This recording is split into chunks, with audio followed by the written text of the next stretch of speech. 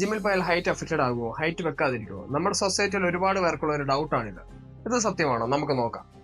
Height കൂടുതലും ജെനറ്റിക്സുമായിട്ട് ബന്ധപ്പെട്ടാണ് ഇരിക്കുന്നത്. നമ്മുടെ പേരൻസിന്റെയോ നമ്മുടെ ഗ്രാൻഡ് പേരൻസിന്റെയോ ഹൈറ്റിനോട് സിമിലർ ആയിരിക്കും നമ്മുടെ ഹൈറ്റ്. നമ്മൾ ഇന്ത്യയിലെ ആവറേജ് ഹൈറ്റ് നോക്കുവാണെങ്കിൽ അത് 164.94 സെന്റിമീറ്റർ ആണ്. എന്നാൽ ഐസ്ലാൻഡിലെ ആവറേജ് ഹൈറ്റ് എന്ന് പറയുന്നത് 173.21 സെന്റിമീറ്റർ ആണ്. ഓരോരുത്തരുടെ ഹൈറ്റും അവരുടെ ജെനറ്റിക്സിനെ ഡിപ്പെൻഡ് ചെയ്തായിരിക്കും ഇരിക്കുന്നത്. ഇപ്പോൾ നമ്മൾ ബോഡി ബിൽഡിംഗ് നോക്കി അവർ ചെറിയ പ്രായം തൊട്ട് ട്രെയിനിങ് തുടങ്ങിയവരായിരിക്കും. എന്നാൽ അവരുടെ ഹൈറ്റിനെ ഇത് അഫക്റ്റ് ചെയ്തതായിട്ട് കാണുന്നുമില്ല. ഉദാഹരണത്തിന് നമ്മളിപ്പോൾ അർണോൾഡ് ഷ്വാർസ്നെഗറിനെ എടുത്താൽ അർണോൾഡ് ഷ്വാർസ്നെഗറിന്റെ ഹൈറ്റ് 6'2" ആണ്. വിക്രമി 5'9" റോണി കോൾമാൻ 5'11" ഉണ്ട്. ഇപ്പോൾ നമ്മൾ സ്ട്രോങ് മാൻ കോമ്പറ്റീറ്റേഴ്സിനെ നോക്കുകയാണെങ്കിൽ എഡ്ഡി ഹാളിന്റെ ഹൈറ്റ് എന്ന് പറയുന്നത് 6'3" ആണ്. ആൻഡ് ബ്രൈൻ ഷായുടെ ഹൈറ്റ് എന്ന് പറയുന്നത് 6'8" ആണ്. വെയിറ്റ് ലിഫ്റ്റിംഗ് ചെയ്താൽ ഹൈറ്റിനെ അഫക്റ്റ് ചെയ്യുമെങ്കിൽ അത് ഏറ്റവും കൂടുതൽ അഫക്റ്റ് ചെയ്യേണ്ടത് ഇവരെയാണ്. എന്നാൽ ഇത് ഇവരുടെ ഹൈറ്റിനെ അഫക്റ്റ് ചെയ്യത്തില്ല എന്ന് മാത്രമല്ല, ഒരു നോർമൽ മനുഷ്യരെക്കാളും ഹൈറ്റ് ഇവർക്കുണ്ട്. ഒരാൾക്ക് എത്ര വയസ്സ് വരെ ഹൈറ്റ് വെക്കും നമ്മൾ നോക്കുകയാണെങ്കിൽ അയാളുടെ ബോണിലെ ഗ്രോത്ത് പ്ലേറ്റ് ഫ്യൂസ് ആകുന്നത് വരെയാണ് ഒരാൾക്ക് പൊക്കം വെക്കുന്നത്. എന്നാൽ ഈ ഗ്രോത്ത് പ്ലേറ്റ് എപ്പോൾ ഫ്യൂസ് ആണ് എന്നുള്ളത് നമ്മുടെ DNA യിലാണുള്ളത്.